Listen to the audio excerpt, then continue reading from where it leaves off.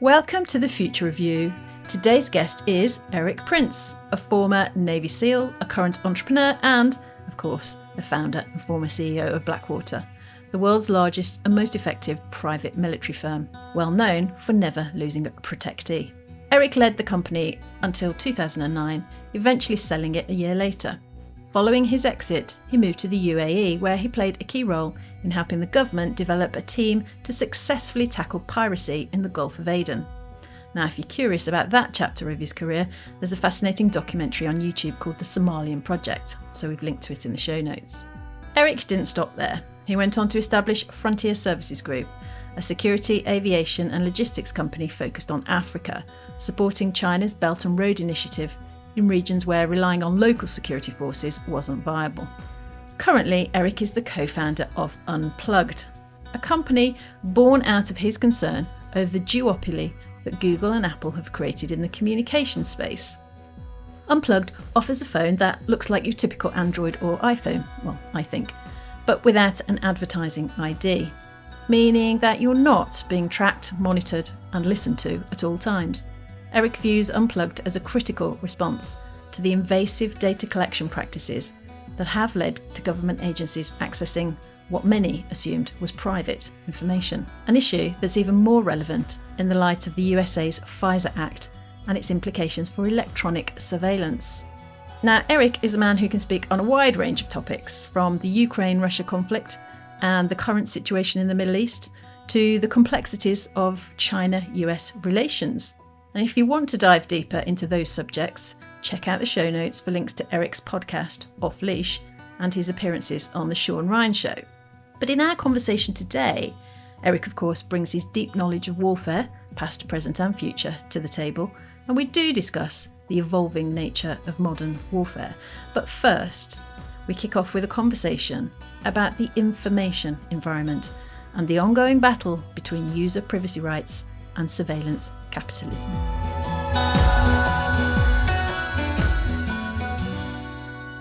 I'm Erik Prince.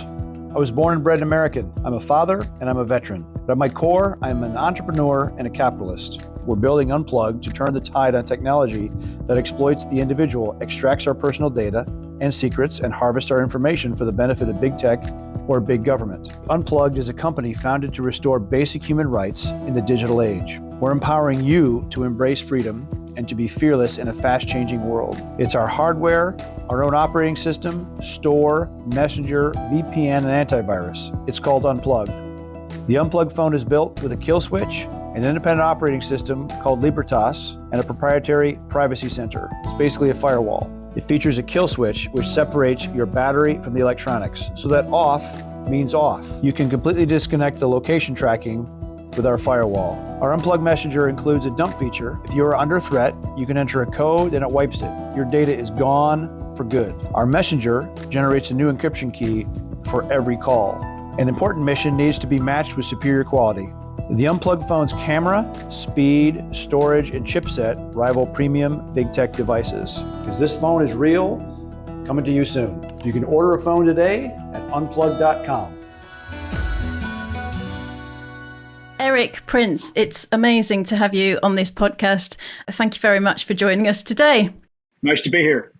Now, I wanted to talk to you about loads of things. Obviously, there are loads of things to talk about with you, but particularly and recently, this phone, Unplugged. I've seen you talk about it in a few places. And I just wondered if you could explain what it does, why it's different, and why you think it's important that people have this. Well, thanks. I've been around the communication security signals intelligence space for 20 some years. And as I saw what is first the indispensable counterterrorism tool, ultimately always seems to point, any new gadget ultimately gets used by the government against its own people.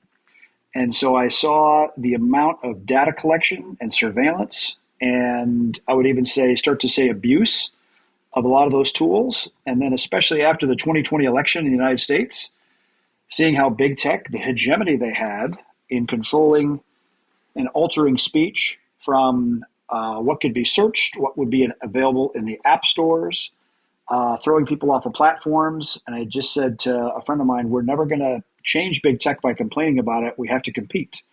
And so we set about to build a completely independent phone platform outside of the Google or Apple universe, because it's really a duopoly. And we did it. And because we had a tech team together already that had built some highly secure phones, I just said, look, we're gonna do this again, but we're gonna make high grade government encrypted privacy phone available for everyday carry, and make it available to everyone at an affordable price. And so now, 3 odd years later, we've done it, and this is actually one. Last fall, we did 500 units as kind of our beta test and moved those around the world. And then we took delivery of the first 10,000 production units in May, and they've been selling very well on a day-to-day basis ever since. The difference about it is our phone doesn't have an advertising ID. What really happened, well, immediately after 9/11, was advertising companies started using their data to try to help the government find a needle in a stack of needles. How do you find other people that have the same profile as the 9/11 hijackers still amongst the American population to see secondary and tertiary cells? And that really became digitized, and it became a hunt for all this big data. And then in like 2009 or 10, when you have the advent of smartphones, you have all the apps that are starting to be made. They're free, and if you're not paying for something, you're not the customer, you're the product. And so these apps started harvesting everything you do, where you go, what you buy, who you call, what you browse. Every interaction was logged by those apps and sent back, collected on you. And if you wonder why there's such a massive growth of server farms and data centers around the DC and major hubs of the internet, it's because of that amount of data that's collected and analyzed. And so our phone doesn't do that. So your Apple or your Android running Google mobile services has a 30-digit advertising ID, which tracks your unique device. And if I have 2 or 3 places that I know Tracy has been in the last couple of months, I can track your device everywhere you've gone for the last 5 years. It's shocking the amount of data that's collected. So this phone doesn't do that. Whereas the default of your regular phone is to collect and export all your data, this one actually has a firewall which walls off any attempts to collect on your data. It has its own secure messenger. It even has its own kill switch, which separates the battery from the electronics. So that off actually means off. If you switch your iPhone off or you switch it to airplane mode, no way, it's still emitting. It's still pinging towers. It's still pinging Wi-Fi, leaving a digital breadcrumb trail wherever you've gone. So we just took what people expect in terms of a phone that can have good, it can navigate, it can communicate securely, great camera, great storage, but its default is data privacy and your sovereignty over your own information versus everything being leaked everywhere. And what really made this even more relevant is in America, there's something called the FISA extension, the Foreign Intelligence Surveillance Act. Keyword being foreign, but it's now been everything domestic. And so they went from the feds would come before Congress and we're sick of getting yelled at by Congress for buying all this consumer data.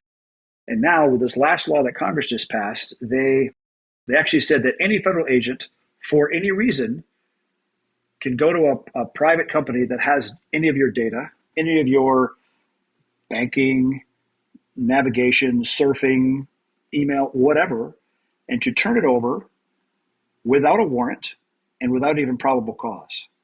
So the constitutional protections of the Fourth Amendment and really First Amendment, they're really trying to throw out the window. So this is sadly more relevant now than ever.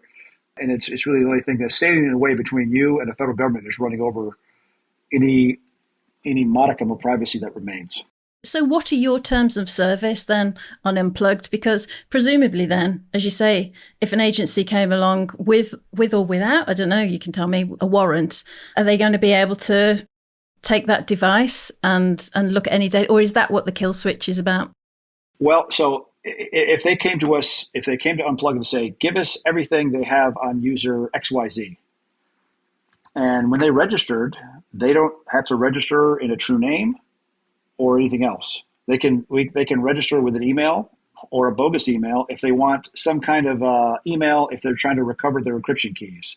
If they don't, we have nothing on them. And someone could say, give us the messenger traffic for that phone. Again, we have nothing because this phone, with our secure messenger, if I'm calling you with it, it generates a new encryption key between my device and your device every time. If you call on Signal, right, it's a very popular secure messaging app, it answers right away. Why? Because you're using the same old encryption key you got when you downloaded the app. This generates a new key every time. So it takes like 5 to 7 seconds to connect. This also has a dump switch where if someone says, Tracy, give me your phone, I'm here to inspect it. You say, sure, officer, and you enter an unlock code called the ClearPin data code, it wipes the phone. Amazing. So what is actually on it? You've got antivirus, messenger, trying to think what else? What are the apps on it? So we have a very capable VPN, which I can tell you literally works globally. You can surf unfettered in Tiananmen Square, Red Square, or in Martyr Square in Tehran. It goes through all those firewalls, which is super relevant. Obviously, if you're connecting to a Wi-Fi or connecting anywhere, that's a great point of vulnerability. Now, we have an app store with thousands of apps, everything from, banking, travel, sports, airline apps, navigation, games, or Twitter, or Facebook, or a lot of those, but it looks somewhat different because it doesn't have the personalized experience because we prevent the apps from collecting all your data as you're going. But look, the idea is to be in the world, but not of the world, where you control how much of your stuff is permitted out versus the standard iPhone, Google mobile services experience on an Android is 1,000% leakage of everything, whether you want to or not. Even if you're selecting no, like even Apple, it's shocking. Some of their advertising, they say, yeah, Apple is all about privacy. No, they even say in their company public statements, basically their ad revenue is starting to grow a lot because they're sharing that consumer data. Yeah, because Tim Cook told us that privacy is a human right. It is with Unplugged. So when you turn your phone off, if you've got an Android or an iPhone, people think the phone's turned off, but it's not, is it? That's correct. What's it doing and what can it access? So what we noticed, we did a test with our device and the other guy's devices, and every night the other two guys' devices send about a 50 megabyte burst of data around 2 to 3 a.m.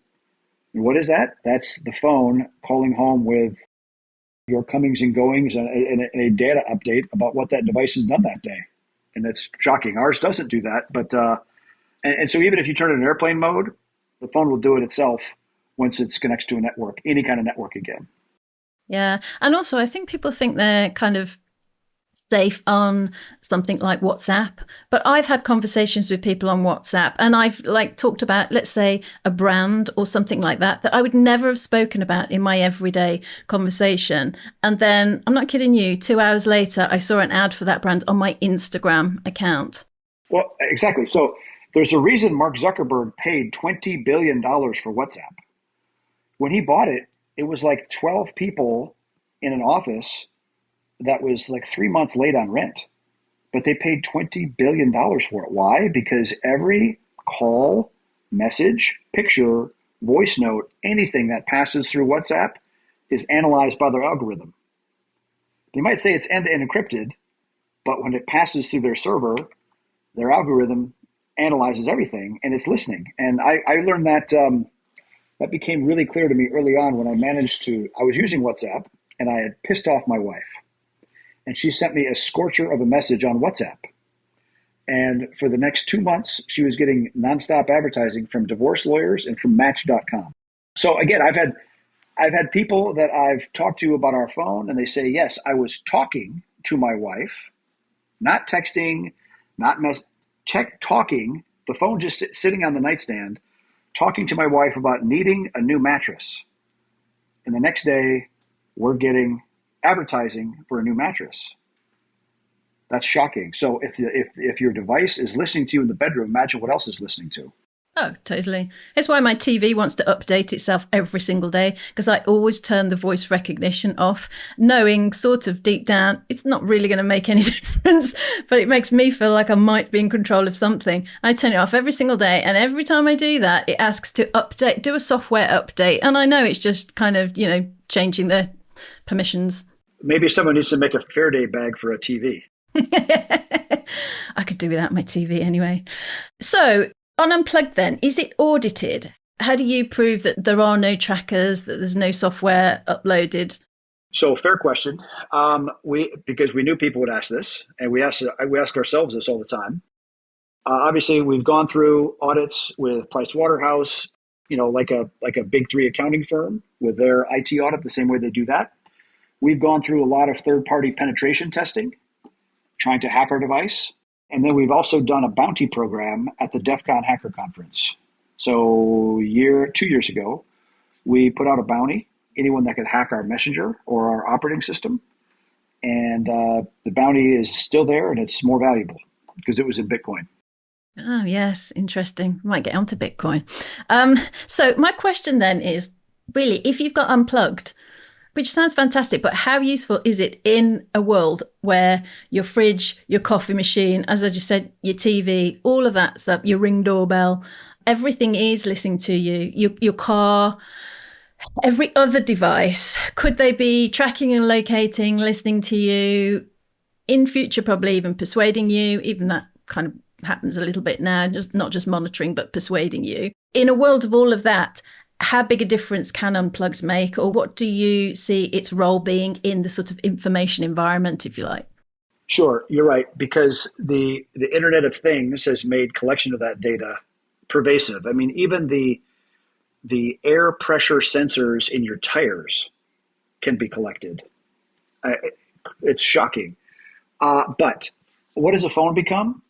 It's become the center of all your communications and banking and travel and everything needs. It's become the PC that you just carry around in your pocket, and you do most of it from there. And so if you can start from there with a secure, data privacy focused device, it's the first step in a long journey. It's not the end all be all, but if the device that has all your contacts, all your messages, everything else is 100% leaky, then you got a problem. It's almost like it could be an unplugged world, couldn't it? Like unplugged is an ingredient that goes into lots of other things, maybe. Well, and we're a small company growing quickly. We will never be public. It will always we are here to be an antidote to I would say an overreaching, pervasively invasive digital surveillance state. Yeah, so we'll do some laptop. We'll do other variants of this device with the same theme, but crawl, walk, run. Because 3 years ago we just woke up and said, yeah, we're going to take on not one but two multi-trillion-dollar companies. What? Because we can? I don't know. Maybe it was a dumb thing, but we're doing okay so far. No, exactly. I think it's phenomenal. And actually, I was going to ask you who has built this for you, because I think you've got some quite amazing people in the team, haven't you, on the tech side? Yes, our manufacturer is a Singaporean company based in Indonesia. So all our supply chain is really selected to not come from China. The camera is Japanese, the Sony. The memory is from Korea. The chipset is from MediaTek from Taiwan Semiconductor. What really made this possible in the first place was a guy named Iran Karpin, who's the original guy that developed Pegasus. But Pegasus is an offensive phone hacking virus. But he developed Pegasus before it became offensive to do remote phone service. If you have a problem with your phone, the phone company can send you a text. Click on it. They take over your phone remotely, fix your problem, and then leave. When it became offensive, he left and he went and built a smartphone, a very secure, government-grade, encrypted, secure phone. And then after he did that, he went on to do pacemakers, the device that is implanted in your heart. And obviously the phone that controls that, you really don't want that hackable because you can literally shut somebody off with a mouse click. In fact, when Dick Cheney was vice president, that was the major security threat the Secret Service was worried about, was someone hacking his pacemaker. No comment. Yes, that's amazing. Does anybody still use Pegasus? I think Latvia were still using it, weren't they? Is it still used around the world? Yes, there's a new version, new variants constantly, zero click variants and all the rest. And so, again, having a phone, our phone, which is developed by people that really understand controlling those attack surfaces and minimizing it and making it exceedingly difficult for whether it's attacking through the modem or the GPS or the camera or whatever. I'm not going to say it's unhackable, but we want to be in the last 1,000th of 1% of hackable. Hmm. Now, you mentioned about Apple and Google, obviously. And we had a conversation before this about where we mentioned AirPods or earphones potentially sort of tracking and monitoring your brainwave data. I think most people aren't necessarily aware of all the sort of stuff that is going on beyond just sort of location, environmental data. This whole idea of digital phenotyping, for example, which is basically patient data. They're treating us like patients, where they use our actual data from the phone, lots of the vectors that you've just explained, but also a lot of sort of environmental data. And they work out where we are in sort of not only in our physical form, but also mentally. So Apple said a couple of years ago that they'd like to start diagnosing whether an Apple user, an iPhone user has, for example, depression, something like that. And I find that so nightmarish and so scary because I know where that potentially goes, which is that you're depressed or you're this or you're that. They're diagnosing you. Before you know it, you're off in an internment camp, or you shouldn't be reading this media because it's having an effect. Dangerous for your health. Exactly. It's dangerous for your health. And so I don't know if you have anything to say about that, but I think there are much wider sort of ramifications. I have plenty to say about that. George Orwell wrote a book about that in 1948 called 1984. And the current trajectory of big tech and big government is very much taking us down that road. And it's really frightening. And I was not comfortable with having to communicate on a device that was basically the app store was controlled by some 25-year-old super wokester from Silicon Valley. I wasn't going to live like that. And so that's why we did an unplugged phone. And people can like me or hate me or not like my politics, but I'm kind of a free speech absolutist. And I think that it is essential for a free society to have a rigorous debate of the facts and ideas. And let's just look at what is working for society and what's not. And the desire for big media, big tech, big government to cover up certain facts is truly alarming. And then, even during COVID, I think you saw the statist, almost fascist default that some people resort to.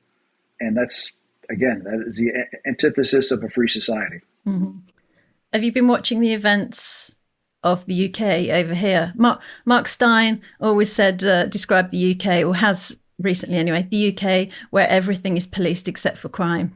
I don't know if you know, we have this counter disinformation unit, which was, shall I say, deployed during COVID.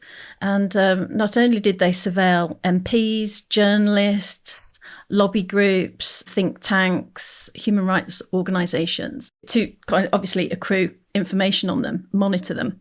But they also started to engage in what I would say is disinformation, where they started to put out letters or started to correspond about these people that were under their surveillance and effectively smear them in a sense, because they weren't using the facts from the official narrative. That counter disinformation unit, although it's got a new name now, has been redeployed now in the wake of those riots. So to me, it seems like it would be like a perfect opportunity to get something like Unplugged so that somebody wasn't necessarily surveilling you all the time. We're coming. So I can tell you firsthand, I was just in London last week, that my Unplugged phone worked perfectly, roamed perfectly. And our next production batch will be CE registered, CE compliant as well, so we can sell regularly. And I'm sure there's enough Britons that are ready to take back communications, privacy, and security that will do well there. Actually, that's a point. It's on AT&T and I think, is it T-Mobile at the moment? AT&T and T-Mobile, yes. How have you got on with the telcos in terms of, privacy protection? Because, years ago, and I've worked in telco, a long time ago, but for a lot of different telcos, there were some problems there in terms of privacy. Yes.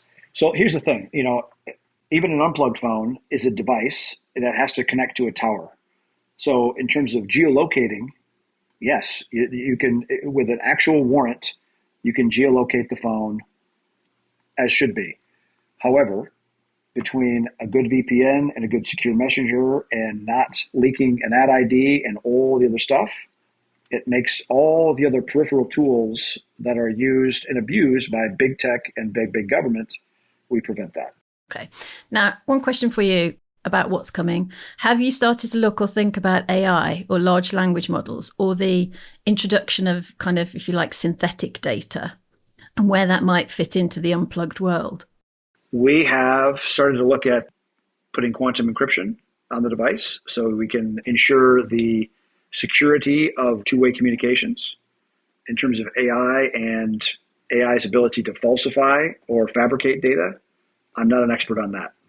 I was reading a paper not long ago from Stanford and Google, our friends at Google, which is around using lots of the data that they've acquired through generative AI, putting these generative AI agents in sort of a sandbox and then watching what they did. So, for example, they're using them as human proxies. So they're using all of the data that's been collected in these generative AI models, putting them together, watching the behavior. For example, they sent out a party invite, if you like, to these generative AI agents, and they only sent them to some, but all of the agents turned up to the party. That's kind of like the experiment they did for the paper. And it just shows how much information is going to get transmitted from AI agents to AI agents, not even just for sort of man to machine and machine back to man. It's actually from machine to machine now. So it's going to be a very interesting landscape.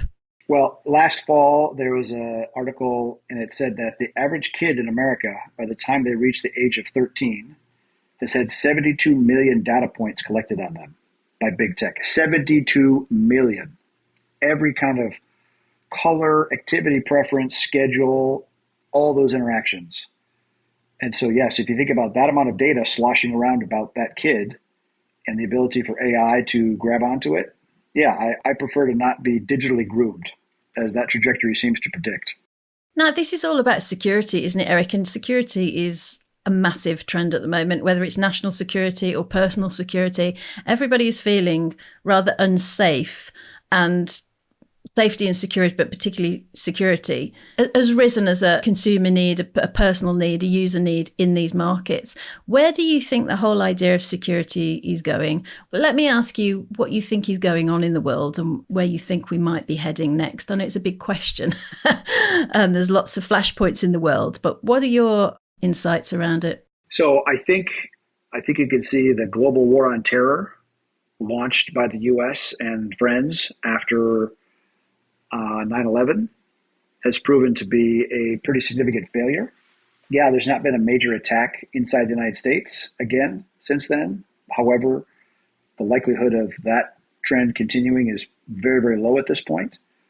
The amount of terror sanctuaries after 20 years of presence in Afghanistan, to take it from the Taliban to only turn it back over to the Taliban, and unrepentant, even more aggressive and trained Taliban and Al-Qaeda and ISIS variants. Large parts of North Africa controlled by them as well. And so the diffusion of technology and the empowerment of small groups is now more potent than ever. And so you're seeing a systemic breakdown of deterrence and credibility of the United States, where you have the Houthis, a relatively unsophisticated group of tribesmen from the interior of Yemen, have now shut off the Bab el-Mandab. And, like the first day I was in the U.S. Navy, they trained us.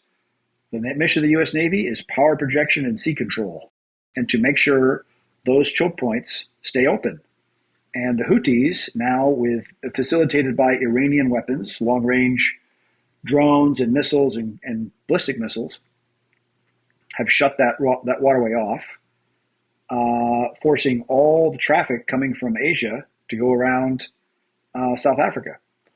It's a major disruption. I don't think consumers have even fully felt it yet, but that's a tip of the iceberg of the kind of slow unravel of the last 70, 80 years that has been very, very beneficial for global trade and affluence. I think you're going to have a significant breakdown and have much more regional economies because there's going to be a lot more badlands out there because of the superpowering. I would say the amplification of power of different small groups that can wage problems over extended distances. And now when you think about warfare, the acceleration of warfare, think of it this way. When Genghis Khan put his band of men together, at that point, people were walking into battle. So you'd walk into battle at 3 or 4 miles an hour. Genghis Khan figured out stirrups. So now you could have a guy ride a horse, but now he could stand up in the stirrups. And what could he do? He could shoot a bow and arrow fast. So they would ride around the enemy formation, showering them with arrows. And so now instead of moving 20 miles in a day, they could move 100 miles in a day. And so it allowed them to really dominate massive areas that has not been replicated since. The FPV drone, small racing drone with the goggles, with a beer can size explosive charge on it. Now a guy can drive that remotely 10, 15, 20, 30 miles into a target and destroy it for a few $1,000s. It's a massive step change in war. It's like going from spears and longbows, think Henry V, Agincourt, to not just a wheel lock musket, but to a bolt action rifle. It is a massive step change in empowering small groups. And so the hundreds of billions of dollars of old school military equipment is now just kind of inventory because it can be very easily destroyed by that FPV type drone. So it's going to be a few years until the defensive technologies really catch up, but the advantage is to the small unit attacker right now. How personalized are some of those sort of remote weapons, if you like? And I think I've heard you talk about them being able to sort of personally identify a target, that kind of precision. Sure. If you have the ad ID on someone and you have a pretty good idea of where they are, and you can send a drone that can scan and look for a specific face or even for an ad ID and drive into that person. Yeah. It's a bit like, did you see the Slaughterbots video? It's like what was the last Terminator movie? So Terminator 6 will be, holy shit, there's just drones out hunting you because you launched a mean tweet or something.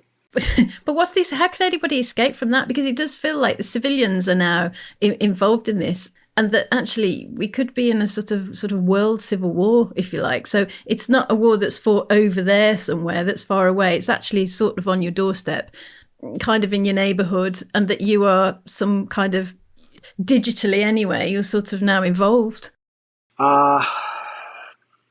Look, elections have consequences, and you need to elect people that actually believe in liberty and small government and finding a way for free people to solve those problems in a small and efficient paradigm.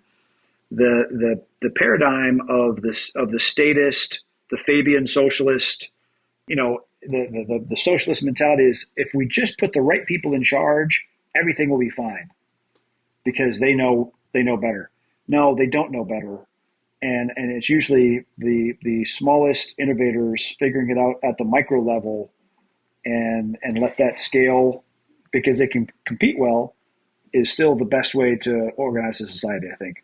Look, in America, we have a big problem with the federal government because it's become massively too large.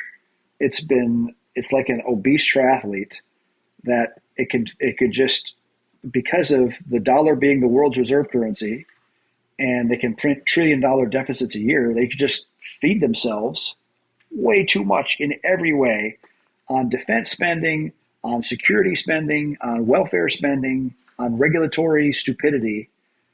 It's really bad. Our state and local governments, by and large, are pretty good because they have to live within their budget. They can't just print money. And there's an internal competitive system that certainly people vote with their feet inside of America.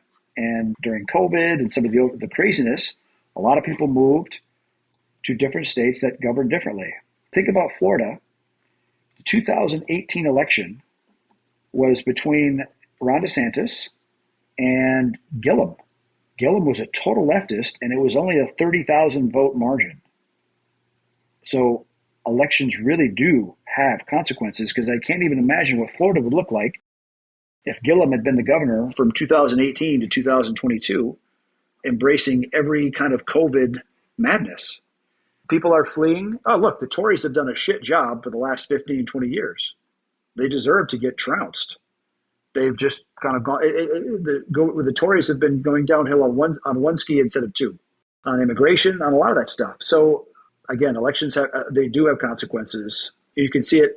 There's well-run big cities or well-run cities in America. There's some very well-run states, but there's some big states that are horribly run, and people are leaving. And California is one of them. I think people probably in the States have taken back more control at a local level, though. I mean, they've got involved with their schools or the voting at elections and all these sorts of things. And I think there's either a paralysis or an apathy, I'm not sure what it is in the UK, that people haven't quite woken up yet, that they've got to be actively involved if they want to change things, because it isn't going to change unless they actually do participate in it and make the change happen. I think America's much better at that, and it may be partly to do with your political system, but I think it's probably something to do with sort of just the psychology, the mentality of the nation, actually. Well, you know what? America was based on the traditions of individual liberty that came from Britain. The Magna Carta visited Washington a couple of years ago, and I went and visited, and it was magnificent. I almost wanted to genuflect, because the idea of a document that defines a citizen's role versus the state, and the idea of limiting government, just amazing. And I've been around the world many, many times. I've been to some great countries. I've been to a lot of really bad ones. The idea of limited government, of rights embodied, of documents that explicitly impair and limit the right of the state to impress on certain things on an individual it's unique, and that is well worth defending. I mean, maybe we can take this from that King John was particularly bad, and if he hadn't have been so awful as a king, we wouldn't have had the Magna Carta. So maybe we can take that away with us. Well, you know what? I guess there's still a saying that I use today that still applies. If you give an asshole a gun and a badge, you get a bigger asshole. Yeah. Well, that's very true. Erik, thank you for this. It's been brilliant. Your final thoughts on the future of surveillance and Unplugged and everything else in terms of personal protection of our own private data? Look, the big tech guys, the 4 or 5 biggest, especially Google and Apple, are 2 of the largest companies in the world, because they are sitting on top of the surveillance capitalism heap. And their entire business is based on collecting and exporting your data. If people are sick of that, some people are not. Some people are fine being plugged into the matrix. But if you are serious about your privacy and freedom of thought, and your freedom of speech and religion, and your freedom of assembly and data sovereignty, then Unplugged or companies like it are worth looking into, because I am not one ever going to bend the knee on that stuff. So where do people go to find out more of Unplugged? Is it a global website, or is it different per country? It's unplugged.com. And we've now started delivering to Canada. And I would say by October, we'll be delivering in the UK and Europe. Canadian truckers really need this. Dang right, they do. Look, so we even have a dating app in our store for people that are unvaccinated. Oh, do you? Yes. So again, we are the natural repository for free people, free speech, health freedom, etc. There's quite a few odd ones that are not in the Apple or Google stores, because again, we are free speech absolutists on that stuff. I do really worry about that idea that you'll be denied access to a service literally on the basis of your political beliefs. We saw it from PayPal, we saw it with the Canadian truckers and GoFundMe, and we're going to see it again. I know we are. We've seen it with debanking in the UK very specifically. Yeah, and it's, again, we still live in a free society and it's worth defending. All right, brilliant. We'll leave it there, Eric. Thank you very much for your time. Fantastic to speak to you, and good luck with Unplugged. Thank you, likewise.